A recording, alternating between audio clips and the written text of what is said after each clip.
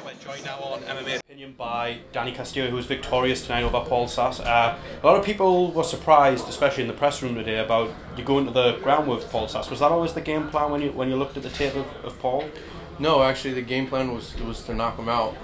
We've got a new head coach in Dwayne Ludwig, and he's done a phenomenal job for our team. And my striking's never felt so good. So I'm not sure what happened in the fight, but I ended up wrestling, getting some good takedowns, and I felt in control the whole time. Was there any submission attempts from Paul that were close, or did you, as you were saying, in control? The first triangle wasn't really close to me tapping, but it kind of threw me off guard. But it was the first heel hook that was really it was pretty close. But again, I wasn't close to tapping, but that was probably his best submission. Now, obviously, Paul was the home fan, fighting in front of his home crowd. What's that like for you, coming over to England and fighting a guy who's obviously very popular here? That was in the back of my head the whole time coming out here. But, at the weigh-ins, I thought I was going to get booed. I got a nice reception from the London fans. I left the arena, I was shaking hands and taking pictures and signing autographs. The London fans are great. I got a warm welcome and reception, so it was awesome to fight out here, and hopefully I'll be able to fight out here again.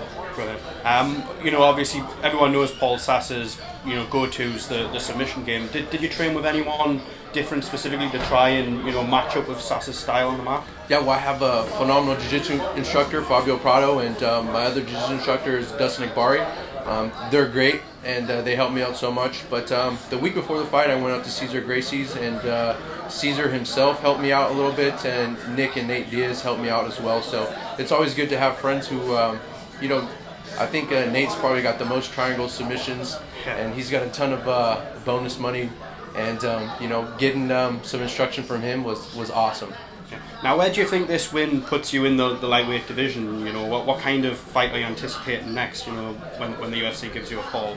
I think Joe Silva's done a phenomenal job in matchmaking. I've had 7 fights in the UFC, and I think I lost 2.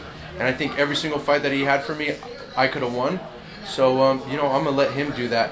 I got things to worry about. I just need to get better. So whatever he says, I've never backed down from a fight, so we'll see.